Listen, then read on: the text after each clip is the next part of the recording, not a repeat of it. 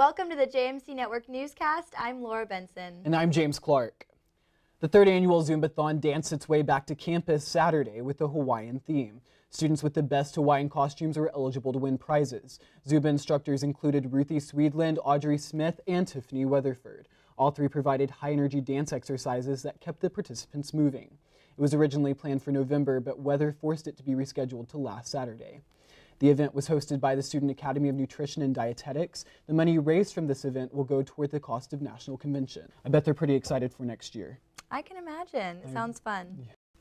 A mile-long peace walk for women in the Congo took place Monday in the Student Recreation and Wellness Center. The peace walk was originally planned to take place outdoors on the Lunsford Trail. However, due to severe cold weather conditions, it was moved indoors. Abigail Moses, who organized the event, fills us in on why she is particularly passionate about this cause. Peace Walk was an idea, I guess, implemented by Lisa Shannon and her Run for Congo Women. And so the Duncombe Center kind of was saying, what can we do? What would ACU participate in? And the Peace Walk was a great way to follow up a forum and say, this is something that you can do easily right now. I think it's just as powerful for students to take time out of their day and do this walk so easily and support women through their tiny efforts. I guess the cool thing about fighting injustice is that everybody has the opportunity to do it if they just take the opportunity. A lot of students look past it because they think it's a big time commitment. I say it's not. I say it is a way of life. The Peace Walk ended up raising $1,615 in donations. And in other news, the Student Association threw its annual dodgeball tournament Saturday. The event is a way of bringing the student body together. The cost to participate was $30, and participants received a free tank top upon arrival. For sports updates and an interview with football coach Ken Collins, let's check in with Shara Numerowski at the JMC Network Sports Desk. Thanks, Laura. ACU football started its spring season last week after winter weather delayed practice. Hannah Little caught up with head coach Ken Collins to discuss the upcoming season. ACU spring football is back as the Wildcats kicked off their first practice last week. Head coach Ken Collins gives us a little more detail of what's happening for this year's team. How does it feel to be out here after just long work of preparation from off-season? You know what, this thing started in January when they returned from Christmas break, and everybody gets a chance to be away from me. I'm quite sure I get on their nerves from time to time, and you know, in all relationships you need a little bit of a break, and but everybody came back and they were fired up, and we've worked hard in off season. As far as your defense, most of your players are returning, so how is that looking like with Well, it looks good. These guys are they're lining up right, they're playing hard. And they're playing really aggressive, and that's what you want in the springtime, because they're always a little more aggressive in the spring because you know, they're not going to lose a game if somebody runs by them. All right, thanks, Coach. From the JMC Network Newscast, I'm Hannah Little. ACU men's and women's basketball were both on the road last week. The women's team traveled to Louisiana for the final 3 road games of its season. The Cats started their road trip with a big win at Nicholls State after a 23-2 run in the second half, finishing 78-62. The team then fell 64-71 against McNeese State after an 11-4 run in the final 2 minutes of the game. The Wildcats then gained a valuable 96-82 victory in a makeup game against Southeastern Louisiana University.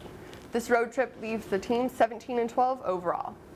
Men's basketball was also on the road for the last time this season in Louisiana last week. Coming off a record home win, the team suffered a 79-60 loss after Nicholls State went on a 20-0 run late in the game. The Wildcats then played McNeese State, heartbreakingly losing 95-91 in overtime. Sophomore guard Parker Wentz reflects on the team's progress throughout the first season in Division I. I would say, like earlier, a lot of ups and downs.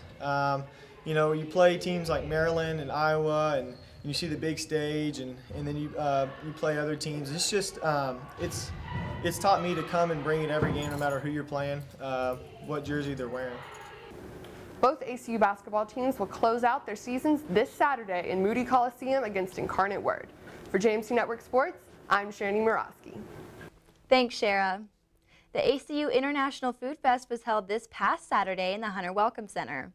The event was hosted by the International Students Association. The students assembled unique foods from their home countries to raise money for a nonprofit organization. I had the opportunity to attend the event this past Saturday. Check out the incredible cultural foods I had the opportunity to try. Today we fused it with Malaysia and India. Malaysia made the curry, and we made the chapati. It's kind of like a flat bread. Then we made a dessert called kheer, which is made out of rice and milk. The dessert, we use basmati rice, a type of rice, like long, thin rice.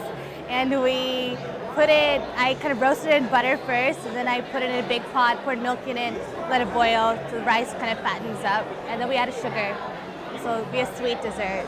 We started like 9 o'clock in the morning. We ended like around 3, 4 o'clock. Like we had to like chop up all the chicken, onions, potatoes, and we had to like knead the dough to make the chapati. Oh, it was forever long.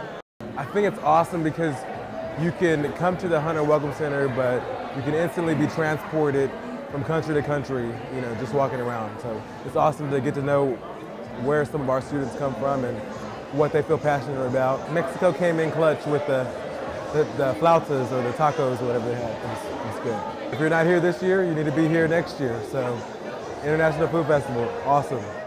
So how was the food? It was really good. I think Nigeria was my favorite. There was really unique and it was good. So very nice. It was a fun time. 70 people competed in Abilene Idol on Saturday. Contestants had 2 minutes to impress a panel of 3 judges at the beginning of the day.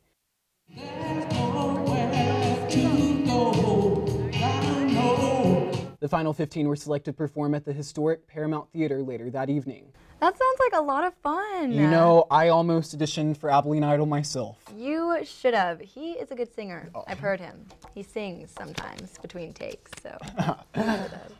Guilty. Well, are you excited about spring break? I am so excited. Are you? I am. So next week we will be taking a week break from the JMC Network Newscast, but we'll be sure to get back with you the week after. With this edition of JMC Network News, I'm James Clark. And I'm Laura Benson. For more stories and breaking news, go to acuoptimist.com.